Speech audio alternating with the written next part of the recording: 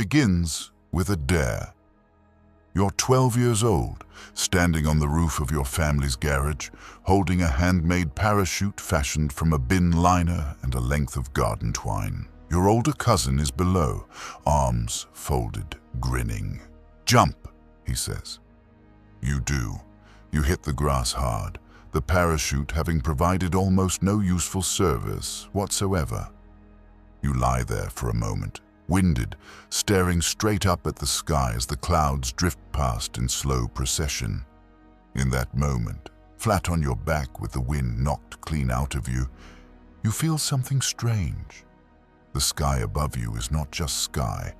Those clouds are not simply water vapor. Somewhere up there you sense, though you have no words for it yet, is something vast and impersonal and utterly indifferent. The universe does not care about your bin liner parachute.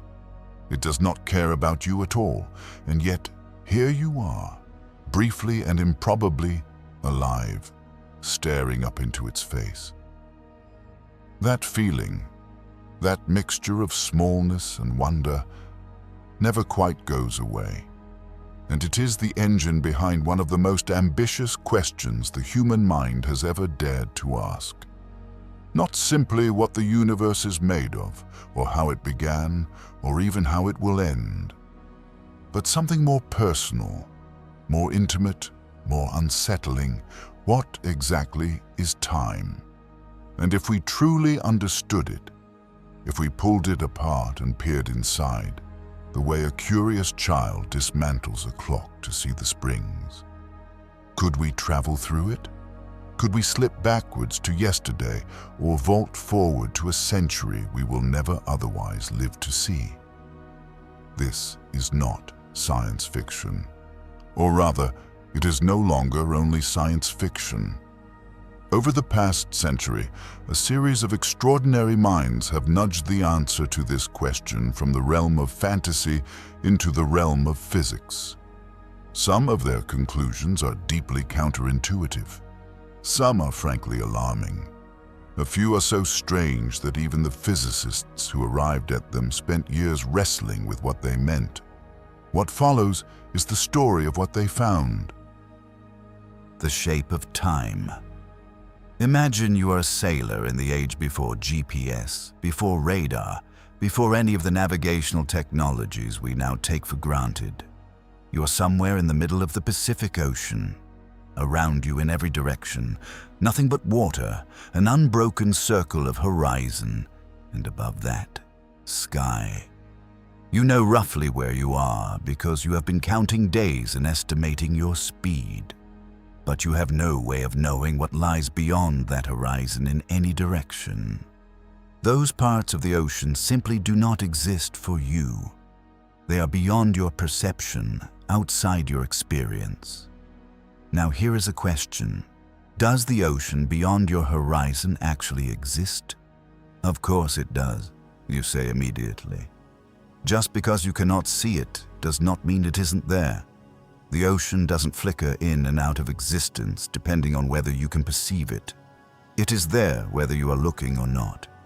But now, apply that same logic to time. When we talk about the past, we speak of it as though it is gone. Yesterday is over. Last year has vanished. Your 5th birthday, the one with the chocolate cake and the dog that knocked it off the table, has ceased to exist.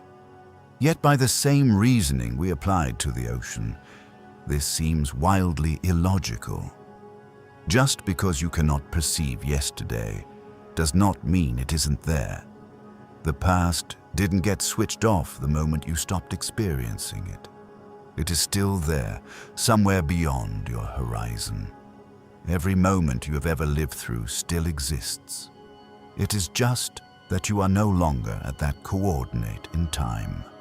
This idea that past, present, and future all exist simultaneously, that time is a landscape rather than a sequence, is called eternalism.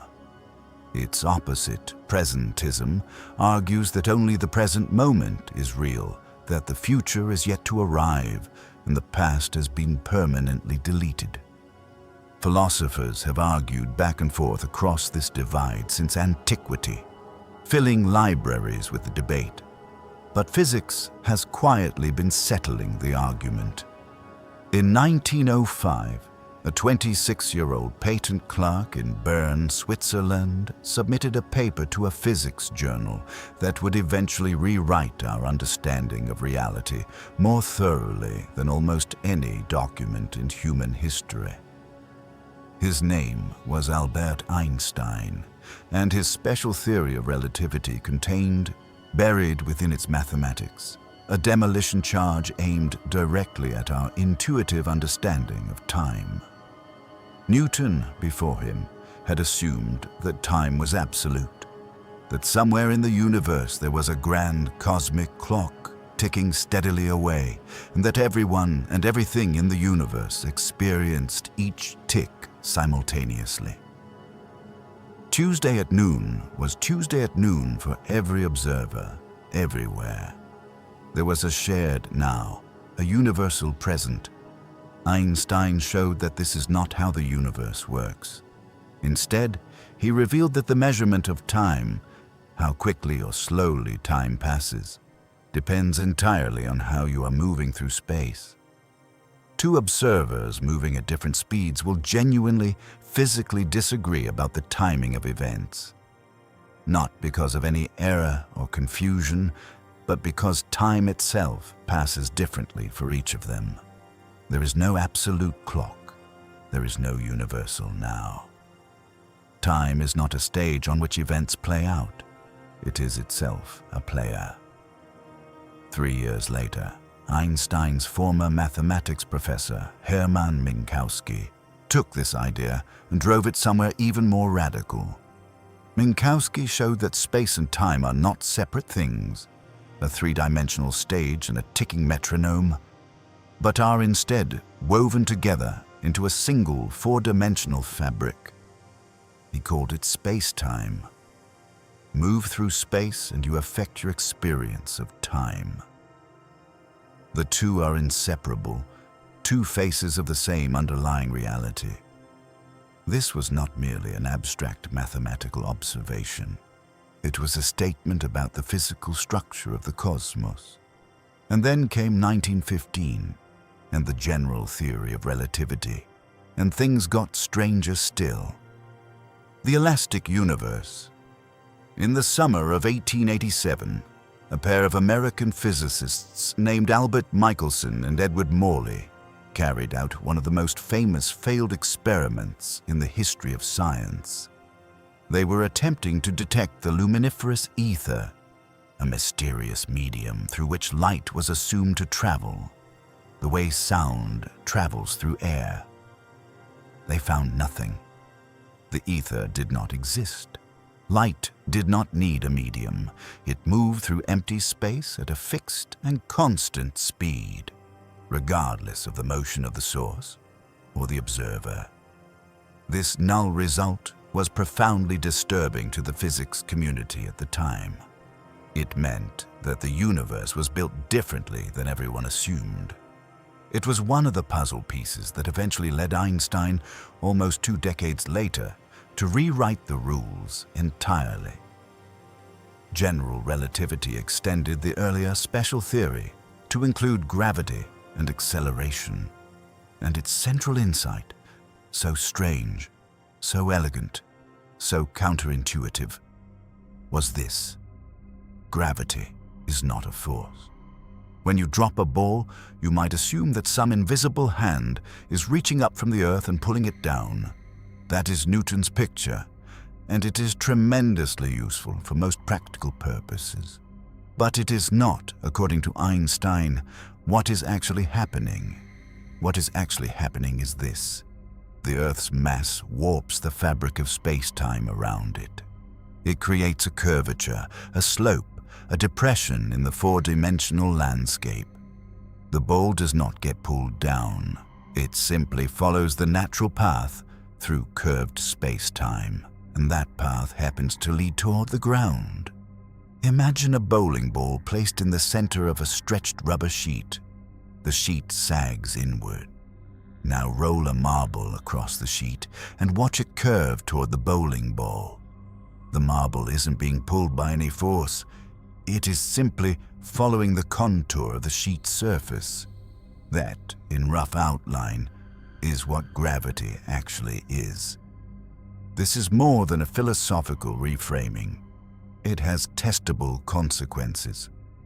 Einstein used it to explain something that had been nagging at astronomers since 1859, when the French astronomer Urbain Le Verrier noticed that Mercury, the innermost planet closest to the Sun's enormous gravity well, was behaving oddly. The point at which Mercury's elliptical orbit brings it closest to the Sun shifts slightly with each orbit. Astronomers call this the perihelion precession. Newtonian gravity predicted a certain amount of this shift, caused by the gravitational influence of the other planets. But Mercury's actual precession was slightly larger than Newtonian physics could account for. The discrepancy was tiny, a matter of 43 arc-seconds per century. But it was persistent and real, and no one could explain it. Einstein's general relativity did. Exactly, without any adjustable parameters. More tests followed. During a total solar eclipse in 1919, astronomers measured the apparent positions of stars near the Sun and found that their light had been bent by the Sun's gravitational field, precisely as Einstein's equations predicted. The result made front pages around the world. Einstein became, overnight, a global celebrity. Since then, general relativity has passed every test physicists have devised. The detection of gravitational waves in 2015, ripples in space-time caused by the collision of two black holes over 1 billion light-years away, was yet another confirmation, so precise it would have made Einstein's head swim. The physical reality of curved space-time is as well established as almost anything in science. And it is this curved space-time, this malleable, stretchable, warpable, four-dimensional fabric, that is the key to time travel. Future tense. Bruno Rossi was not a man who did things by halves. In the early 1940s, as the Second World War raged across Europe and the Pacific, Rossi was pursuing a scientific obsession that had nothing to do with the conflict. He had become captivated by cosmic rays, high-energy particles that bombard the Earth's atmosphere from space, creating showers of secondary particles when they strike the upper air. Among these secondary particles were muons, heavier cousins of the electron, unstable and short-lived, decaying with a half-life of just 1.56 microseconds. Rossi wanted to measure how many of these muons were reaching the ground. To do this, he drove across America and up into the Rocky Mountains in Colorado, to a measuring station at Echo Lake, sitting nearly 2,300 meters above sea level. What he found there was deeply puzzling. The muons were created in the upper atmosphere, roughly 10 to 15 kilometers above the surface. Even traveling at nearly the speed of light, they should have decayed long before reaching the ground.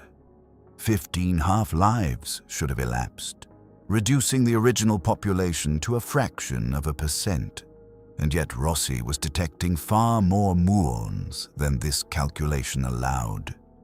The answer, as physicists would come to understand, was time dilation.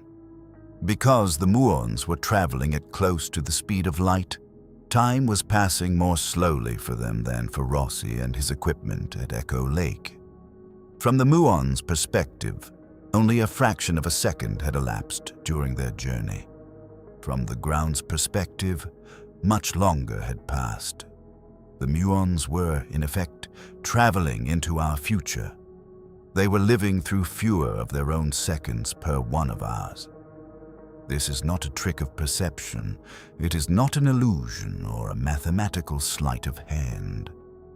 The muons are genuinely living longer, not from their own point of view, but from ours. They arrive in our present, having skipped over a portion of their own timeline. If a muon could carry a watch, that watch would show less elapsed time than a watch left at Echo Lake. This is time dilation, and it is one of the most thoroughly tested phenomena in all of physics. Think about what this means in human terms. Imagine you board a spacecraft and accelerate to 98% of the speed of light. You travel on a vast loop through the galaxy, returning to Earth after what feels to you like 25 years. You have aged 25 years. Your hair is grayer, your joints a little stiffer, your collection of space-based anecdotes impressively long. But when you land, you do not find the world as you left it. You find that 125 years have passed on Earth. Your children's grandchildren have come and gone. The city you left looks utterly different. The political landscape, the technology, the culture, all transformed beyond recognition. You have time traveled, not by any exotic mechanism or fictional device, but simply by spending less of your space-time budget on time and more on space. The universe charged you in time for the distance you covered, and the exchange rate was not one-to-one. This is established physics. It is not speculation. There is a second mechanism for this kind of future-directed time travel, one that requires speed but a different variety. In Einstein's general relativity, the curvature of space-time that creates gravity also slows time. The deeper you sit inside a gravitational well, the closer you are to a large mass, the slower time passes for you relative to someone sitting further out. This is gravitational time dilation. The effect is real enough to matter in everyday life. The GPS satellites orbiting Earth sit further out of our planet's gravitational well than we do on the surface. They also move faster than we do. Both of these effects, gravitational and velocity-based, alter the rate at which time passes for the satellite's atomic clocks relative to our ground-based clocks. If engineers did not correct for these effects, GPS systems would drift by roughly 11 kilometers of error per day. Your phone would direct you into the sea within hours. Every time you navigate to an unfamiliar restaurant, you are, in a small but genuine sense, benefiting from Einstein's theory of time. In 2022, physicists at the National Institute of Standards and Technology achieved something remarkable. Using atomic clocks of extraordinary precision, they measured gravitational time dilation between two clocks placed just 1 millimeter apart vertically. 1 millimeter. The clocks nevertheless ran at measurably different rates in perfect agreement with general relativity.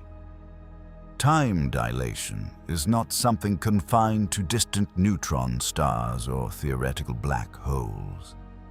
It happens in your kitchen, between the top shelf and the bottom shelf of your refrigerator. It is just too small to notice without atomic clocks of staggering precision.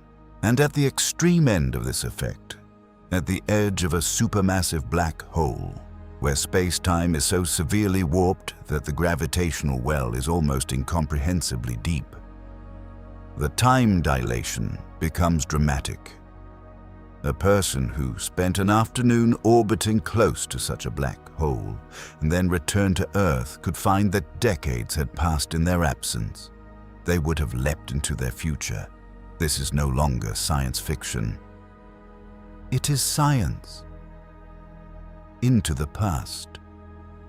But what about going the other way? Future-directed time travel, as we have seen, is not only theoretically possible but experimentally confirmed.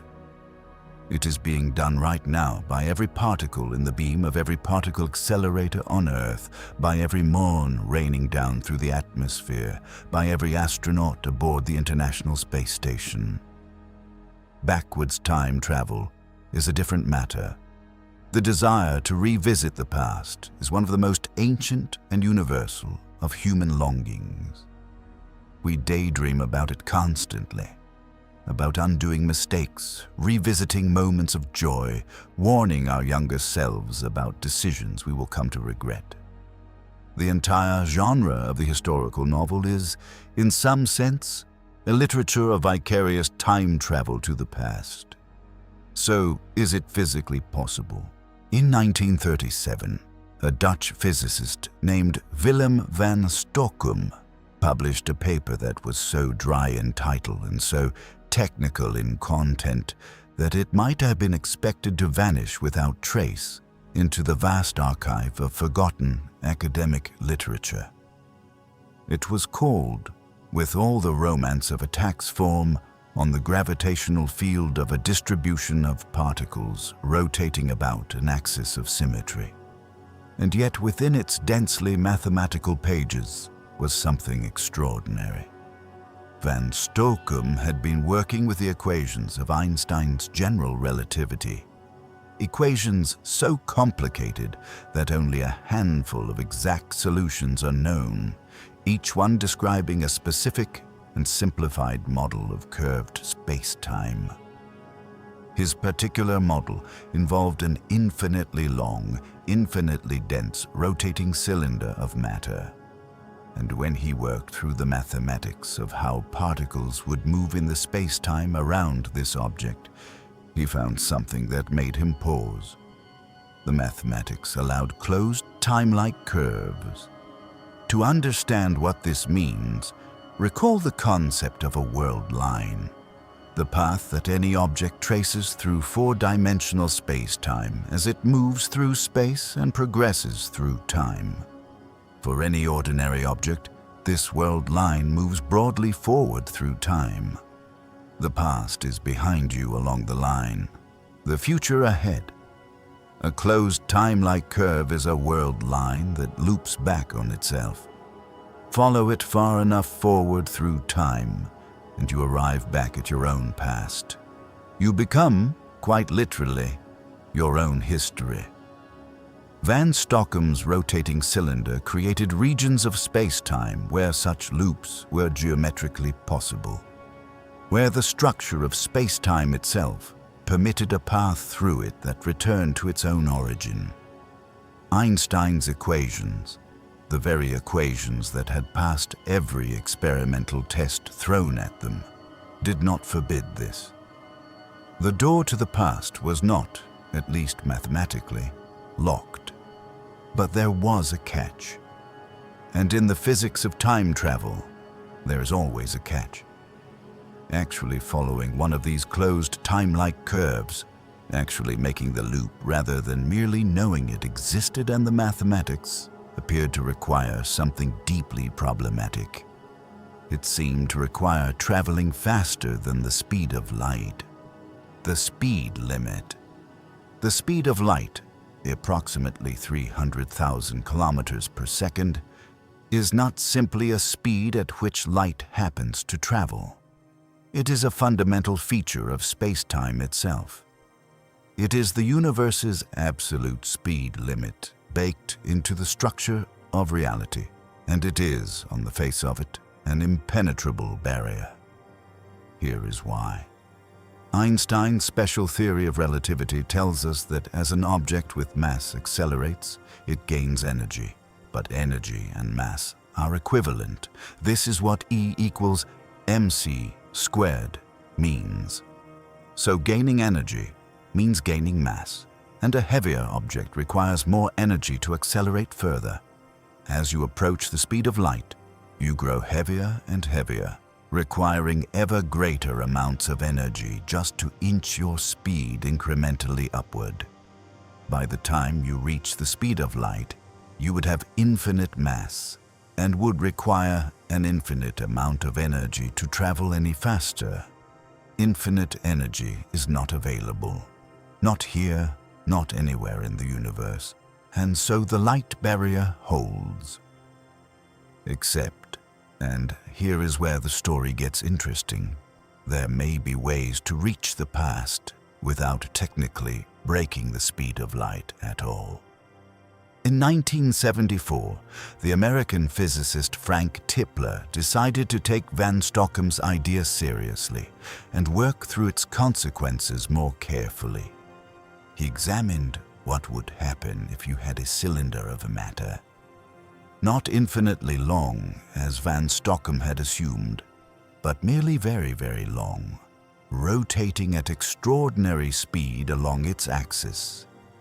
Tipler showed that the intense gravitational effects of this rotating mass would warp the surrounding space-time in a specific and remarkable way.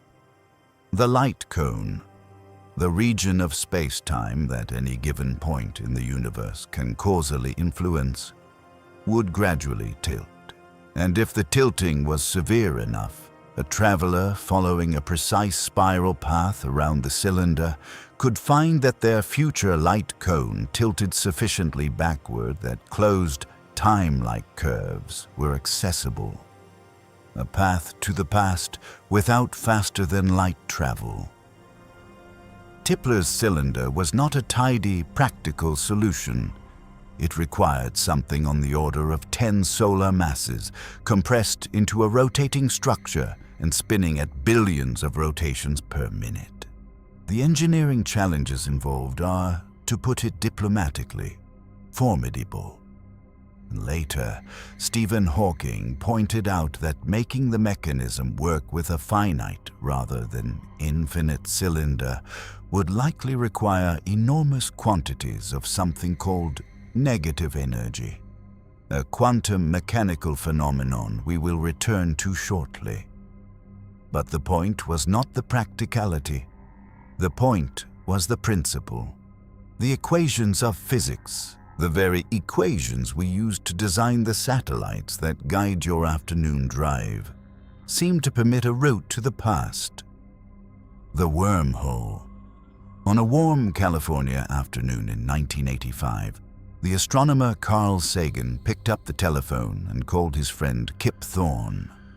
Sagan had spent years writing a novel, a grand, ambitious story about first contact with an alien civilization, about the journey of a single human being to the star Vega, 25 light-years from Earth. He had wanted to be scientifically rigorous, to avoid the cheap shortcuts of science fiction. No faster-than-light drives, no convenient hand waves. But he had a problem. 25 light-years is an enormous distance. Even at the speed of light, the journey would take 25 years each way. His story required the journey to be completed in a matter of hours. He needed a loophole. He wanted Thorne's help to find one. What Thorne suggested, scribbling calculations in the car on the way to his daughter's graduation by his own account, was a wormhole. The concept was not new. Einstein himself, working with his colleague Nathan Rosen in 1935, had shown that the equations of general relativity permitted solutions describing tunnels connecting distant regions of space-time. These are sometimes called Einstein-Rosen bridges. Thorne's contribution was to show that, in principle, such tunnels could be made traversable, that a traveler could enter one end and emerge from the other, having crossed an enormous distance in an instant. The picture to hold in your head is simple. Imagine space as a vast sheet of paper. Earth is on one side of the sheet, Vega on the other, and the distance between them is the full length of the paper. Now fold the paper in half, bringing Earth and Vega face to face. Poke a hole through both layers. The hole connects them directly. A traveler who steps through the hole crosses from Earth to Vega in a single step, covering a 25 light-year journey in essentially no time at all. from the perspective of the outside universe, it looks as though the traveler has moved faster than light. They vanished near Earth and appeared near Vega practically instantaneously. But at no point did they actually exceed the speed of light. Inside the wormhole tunnel, they moved at perfectly normal speeds. The shortcut was topological, not kinematic. This is what Sagan put into his novel. Contact, and the physics, if not the engineering, was sound. But Thorne realized something else, something that went beyond mere spatial shortcuts. A wormhole does not only connect different locations in space, it connects different moments in time. Here is how. Suppose you have constructed a wormhole with one mouth anchored near Earth and the other mouth in the vicinity of a distant star. Now suppose you attach the Earth-side mouth to a rocket and fly it on a long loop through the galaxy at close to the speed of light, and then bring it back. Because the traveling mouth has been spending more of its space-time budget on speed, less time has passed for it than for the stationary mouth. When you bring them back together, the two mouths are out of sync. They exist at different moments in time, even though they are spatially adjacent. Step through the wormhole now, and you do not simply cross space. You cross time. You emerge from the other end in the past. Specifically, you emerge at whatever moment in time the traveling mouth currently corresponds to, which, thanks to time dilation, is earlier than the moment you stepped in.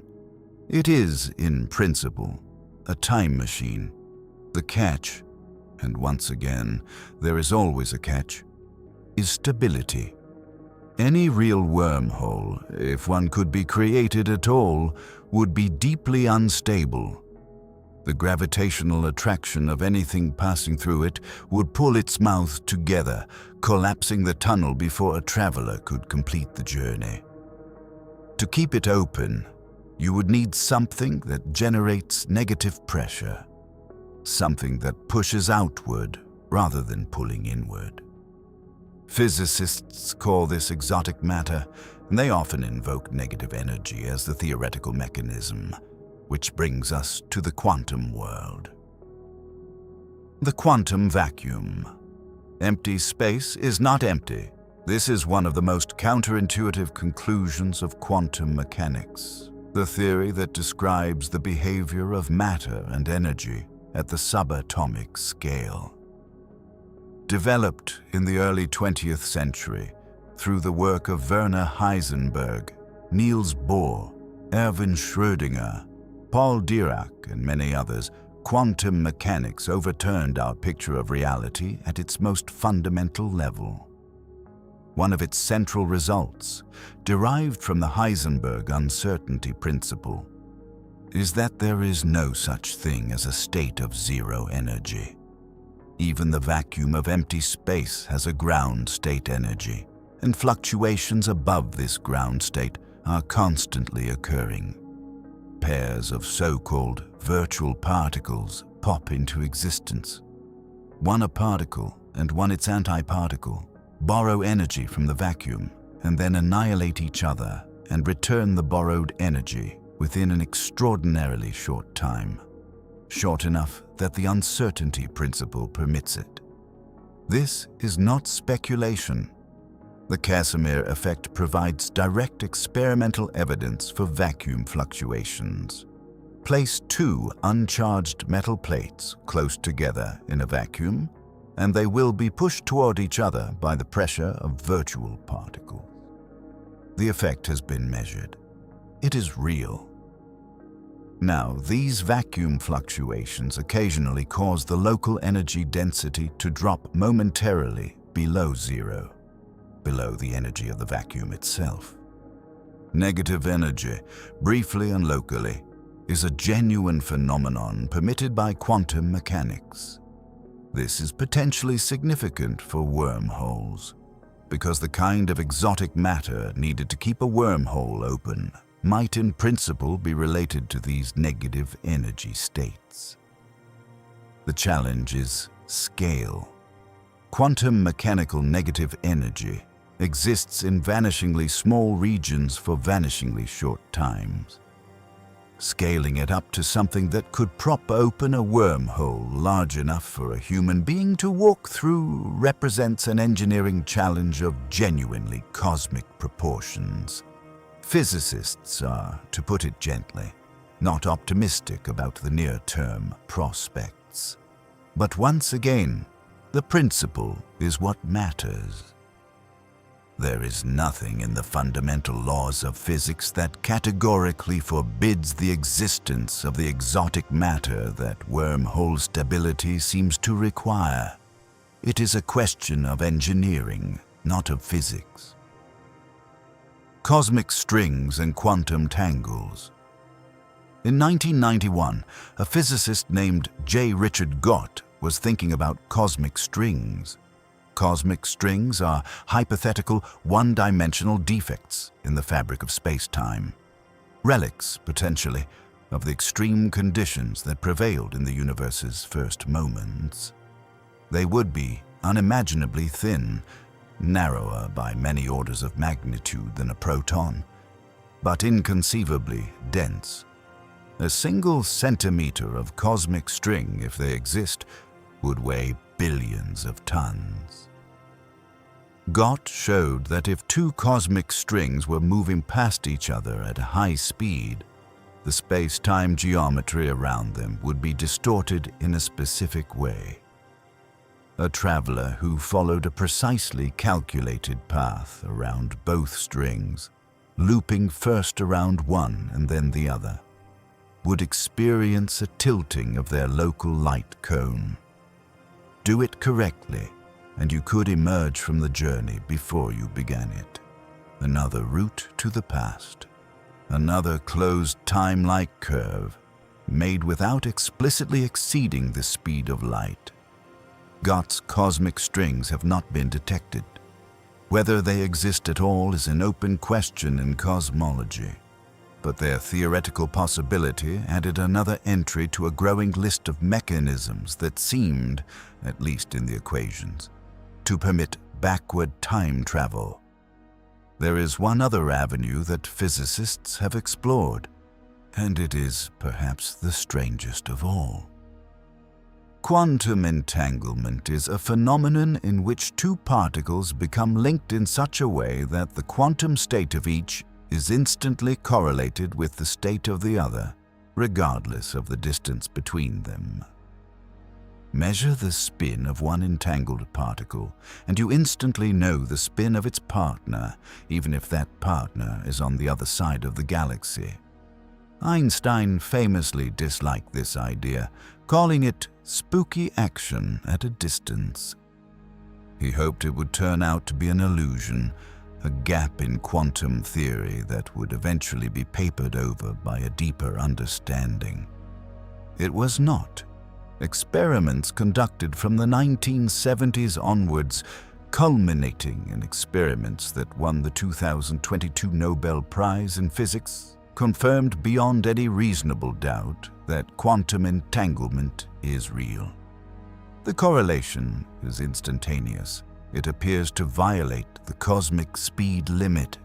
And yet, and this is the crucial point, it cannot be used to transmit information faster than light. The correlation between entangled particles is genuine, but you cannot exploit it to send a signal. The quantum randomness involved means you have no control over what outcome you get, and without control, you cannot encode a message. No message, no information transfer, no backward causality. For now, entanglement remains an extraordinary phenomenon without obvious application to time travel. But it has prompted some physicists to speculate, cautiously, with much hand-waving, that deep connections between entanglement, space-time geometry, and the structure of wormholes might one day point toward something. The equations, in certain interpretations, suggest that entanglement and wormholes might be two descriptions of the same underlying phenomenon. It is early days.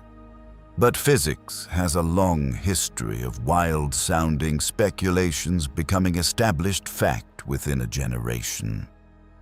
Part 9. The Guardian of Causality. Not everyone was excited by the growing menu of theoretical time travel mechanisms. Stephen Hawking was one of the greatest physicists of the 20th century. He made foundational contributions to our understanding of black holes, the early universe, and the quantum behavior of space-time. He was also deeply skeptical of backward time travel, and in 1992 he proposed what he called the chronology protection conjecture. The conjecture was simple in statement. The laws of physics conspire to prevent the formation of closed time-like curves.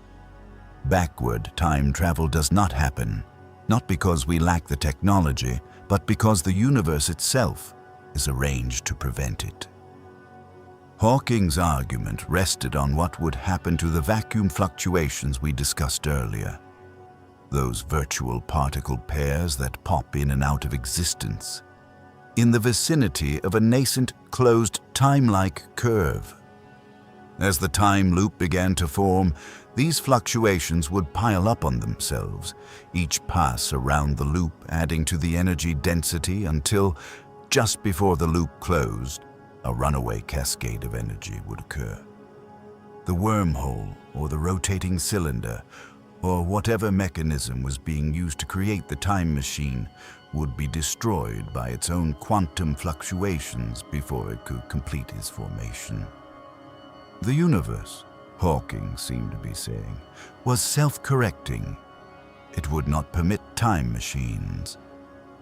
Nature is, at heart, a stickler for causality. But Hawking was honest about the status of his conjecture. He called it a conjecture, not a theorem. It had not been conclusively proved. Subsequent work by other physicists suggested that the quantum calculation was far more complicated than Hawking's initial argument implied. That in some geometries the energy buildup would not occur or would be insufficient to destroy the mechanism. The chronology protection conjecture remains unproven. The door to the past is neither confirmed open nor confirmed shut. The paradoxes. But suppose it worked. Suppose someone built a time machine, a wormhole, a Tipler cylinder, a pair of cosmic strings, whatever the mechanism, and stepped through it into the past. What then? The question immediately collides with a set of logical difficulties so severe that they have occupied philosophers and physicists for decades. These are the time travel paradoxes, and they come in several flavors, each more troubling than the last. The most famous is the grandfather paradox. You travel back in time and, through some sequence of events, prevent your own grandparents from meeting. They never marry. They never have children. Your parent is never born. You are never born. But if you are never born, you can never travel back in time to prevent your grandparents meeting, which means they do meet, and your parent is born, and you are born, and you travel back and prevent the meeting. And round the logic goes, gnawing its own tail. There is something obviously broken here, a causal loop with no resolution, an event that both did and did not happen. A related puzzle is what we might call the knowledge paradox, or more evocatively, the bootstrap paradox. You receive, as a young student, a letter from a mysterious stranger. The letter contains a mathematical proof, a complete and elegant solution to a problem that has stumped mathematicians for centuries. You spend decades working on it, perfecting and extending the ideas, until one day you realize that the letter you received all those years ago was in your own handwriting. You travel back in time and deliver it to your younger self. Where did the proof come from?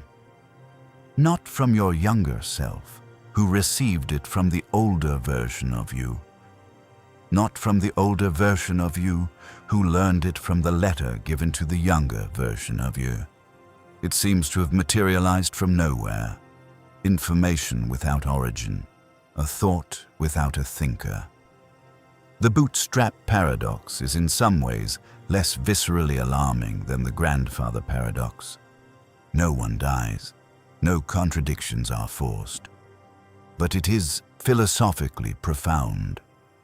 It implies that knowledge, or indeed physical objects, could exist in a loop with no point of creation. Some physicists and philosophers have argued that this is not actually paradoxical, that a self-consistent loop, even a strange one, is logically permissible. The proof exists because it exists because it exists. There is no external reason required. The universe is not obliged to provide one. Others find this deeply unsatisfying. Something from nothing remains something from nothing, even if the nothing is a time loop. Then there is the predestination paradox. The sense, deeply uncomfortable to anyone who prizes the notion of free will, that certain events are locked, fixed, inevitable. If you will travel back in time and save someone's life, then saving that life is a done deal. It has already happened. Your future self has already done it. You have no choice. This sits uneasily with our intuitive sense of ourselves as agents, as beings who make genuine choices. The block universe picture, in which all moments in time coexist simultaneously, laid out like the pages of an already written book, suggests that every choice you will ever make is already made, waiting at a fixed coordinate in the four-dimensional block for you to arrive at it. You're a train on a track. The stations are already determined. Or are they? The branching river. In 1957, a young Princeton doctoral student named Hugh Everett III submitted a thesis that would take decades to be properly appreciated, and that continues to divide physicists to this day. Everett's problem was the measurement problem in quantum mechanics. Quantum physics is extraordinarily successful at predicting the outcomes of experiments, but it describes the quantum world in terms of wave functions, mathematical objects that represent not a single definite state, but a superposition of all possible states simultaneously. An electron is not in one place or another. It is, according to the wave function, in all possible places at once, with each possibility weighted by a probability. The moment you make a measurement, the moment you detect the electron, the wave function appears to collapse. The electron suddenly has a definite position. The cloud of possibilities resolves into a single actuality. But what determines which possibility wins, and what actually happens to all the others? Everett's answer was radical. Nothing happens to the others. They all happen. Every time a quantum event has multiple possible outcomes, the universe splits. One branch follows one outcome, another branch follows another. The universe does not choose. It does everything at once, in parallel, in an endlessly ramifying tree of possibilities. This is the many worlds interpretation of quantum mechanics, and it is simultaneously the most extravagant and the most parsimonious of the interpretations on offer. It is extravagant because it requires a literally infinite number of parallel universes branching at every quantum juncture. It is parsimonious because it achieves this by assuming only the simplest possible thing, that the wave function always evolves according to the Schrödinger equation, and nothing else. No special collapse mechanism, no mysterious observer effect. Just the mathematics, all the way down. The many worlds interpretation was largely ignored when Everett proposed it. His supervisor, the eminent physicist John Wheeler, showed some enthusiasm, but ultimately stepped back from full commitment. Everett left academia, disillusioned, and went to work as a defense analyst. He died in 1982, having never seen his idea receive the recognition it would eventually command. Today, the many worlds interpretation has a large and vocal following among physicists, including some of the most prominent names in the field. It is not universally accepted. The measurement problem in quantum mechanics remains genuinely unsolved, and competing interpretations exist, but it is taken seriously in a way that would have astonished Everett's contemporaries. And for the physics of time travel, it offers something very useful: a resolution to the paradoxes. Parallel streams. If the many worlds interpretation is correct, then the past you travel to is not your past. It is a different branch, a separate stream in the great river of time. You step into the time machine in your branch of the universe. Call it Branch A. You arrive in what appears to be the past, but it is actually a newly created Branch B, brought into existence at the moment of your arrival. In Branch B, events can proceed however they proceed. You can prevent your grandparents from meeting. The grandfather paradox dissolves, because the grandparents you prevent from meeting are not the grandparents of the you who traveled back. Your grandparents, and therefore you, remain safely intact in Branch A. Your free will is restored. You can do whatever you like in the past. Change whatever you choose. The causal structure of your home branch is not threatened because you never return to it. You have crossed from one stream to another, and the stream you left flows on undisturbed. This is a resolution of a kind, but it comes with an enormous cost. If you change the past in Branch B, you're not changing your own history. You're creating a new branch with a different history.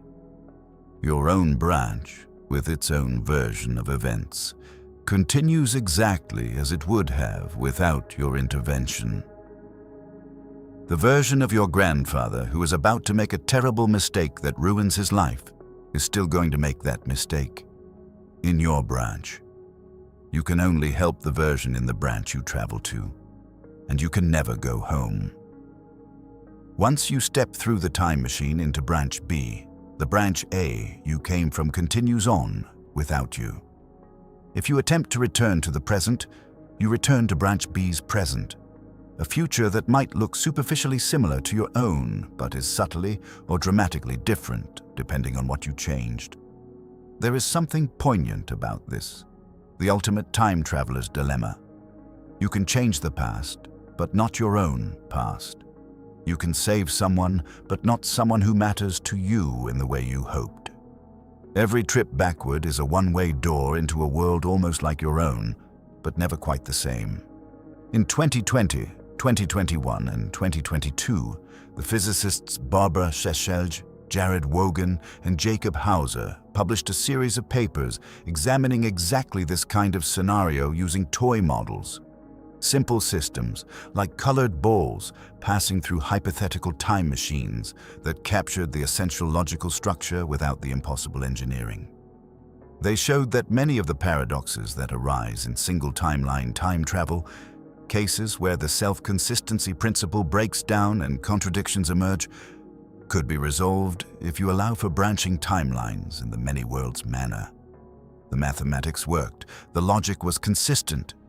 Of course, consistent mathematics does not guarantee physical reality. The many worlds interpretation might be wrong. The universe might have a single timeline, and Hawking's chronology protection conjecture might be right, and backward time travel might be simply impossible regardless of how elegant the equations look. But we do not know that, and in physics, not knowing is always an invitation to keep looking. The arrow. There is one more aspect of time that we have not yet discussed, and it may be the deepest puzzle of all. Why does time have a direction? The laws of physics at the fundamental level are almost entirely symmetric in time. The equations that describe how particles interact look exactly the same whether you run them forward or backward. A film of two billiard balls colliding and rebounding looks equally plausible whether you play it forward or in reverse. And yet time, as we experience it, has a very definite direction. The past is behind us and the future is ahead, and we move from one toward the other, never the reverse. Eggs break and do not unbreak. People age in one direction. Memories are of the past, not the future. What creates this asymmetry? Why is the future different from the past when the equations of physics treat them the same? The answer, most physicists believe, lies in entropy. In the second law of thermodynamics, which states that the total disorder of a closed system tends to increase over time. A broken egg has higher entropy than an intact one. A mixed-up room has higher entropy than a tidy one. The future is the direction in which entropy increases, and it increases because of the particular conditions at the beginning of the universe. The extraordinarily low entropy state of the Big Bang. This is the arrow of time. Not a fundamental feature of the laws of physics, but an emergent consequence of the universe's initial conditions, which raises a tantalizing thought. If the arrow of time is not fundamental, if it arises from initial conditions rather than from the laws themselves, then there may be regions of space-time where it points differently.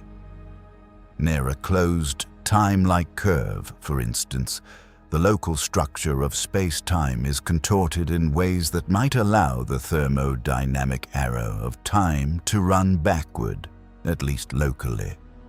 This is deeply speculative. The physics of time travel near closed time-like curves is not well understood, and the interplay between general relativity and thermodynamics in extreme conditions is an active area of research. But it hints at something profound. The time as we experience it, flowing, directional, irreversible, might be a much more fragile and contingent phenomenon than it appears. The machine. It is worth pausing here to take stock of what we know and what we do not know. We know with certainty that time dilation is real. Moving quickly through space slows your passage through time. Sitting deep in a gravitational well slows your passage through time. These effects have been measured, verified, and are accounted for in the design of technology we use every day. Time travel to the future is not a theoretical possibility. It is an established fact. We know with strong mathematical evidence that Einstein's equations of general relativity permit closed time-like curves, paths through space-time that loop back to their own past. Several specific mechanisms for creating such curves have been proposed. Tipler cylinders, traversable wormholes, systems of rapidly moving cosmic strings. The mathematics is consistent. We do not know whether any of these mechanisms can be realized in practice. Each one requires conditions: exotic matter, infinite cylinders, strings of unimaginable density that are either at the very edge of physical possibility or, frankly, beyond our current conception of what is achievable. We do not know whether the chronology protection conjecture is correct, whether some deeper principle of physics prevents backward time travel even when the equations seem to permit it. We do not know whether the many worlds interpretation of quantum mechanics is correct, and therefore we do not know whether it genuinely offers a resolution to the time travel paradoxes. We do not fully understand the relationship between quantum mechanics and general relativity. The two great pillars of modern physics are famously incompatible with each other at the deepest mathematical level. A complete theory of quantum gravity, a theory that would describe space-time and matter at the Planck scale, where both theories must apply simultaneously, does not yet exist. It may be that such a theory, when it arrives, will shed decisive light on the possibility of backward time travel. It may tell us it is impossible. It may tell us it is inevitable. We do not know. What we do know is that the question is serious, that it is being investigated by serious scientists, that the universe, as we understand it, contains threads of genuine possibility that have not yet been exhausted. The letter. You're 12 years old, lying on the grass behind your garage, staring up at the sky with the wind knocked out of you. Your cousin is laughing. The bin liner is crumpled in a heap nearby. Your back aches, but you're looking at the clouds, and you're thinking about something you cannot yet name.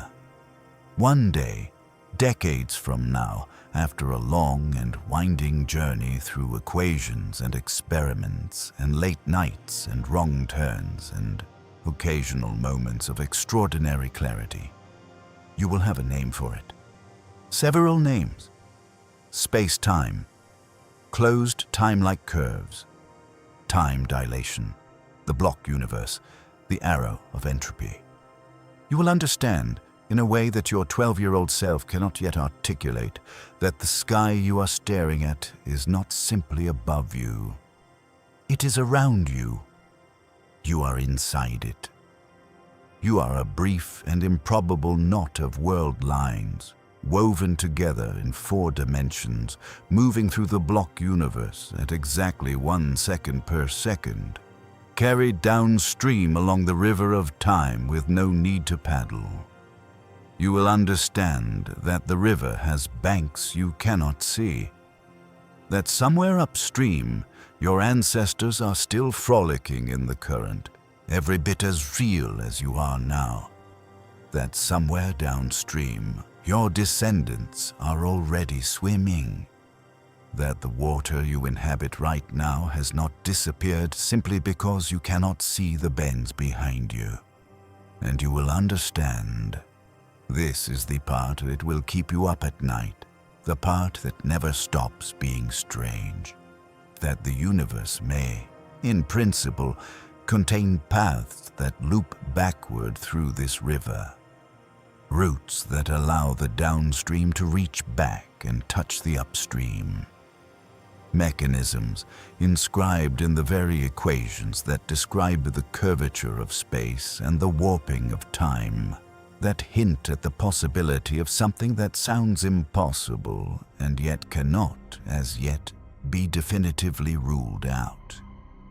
Whether those routes are ever accessible to beings like us, whether the engineering is feasible, whether the universe's own laws will permit it, whether there is some deeper principle not yet discovered that will ultimately close the door, remains genuinely unknown. And that is precisely why it matters. The unknown is not a failure of science, it is its fuel. Every question we cannot yet answer is a lever waiting to be pulled, a door waiting to be opened, a bin liner parachute waiting to be tested. With rather more scientific rigor, one hopes, than your 12-year-old self brought to the experiment on that afternoon behind the garage. Time travel may be possible, it may not be.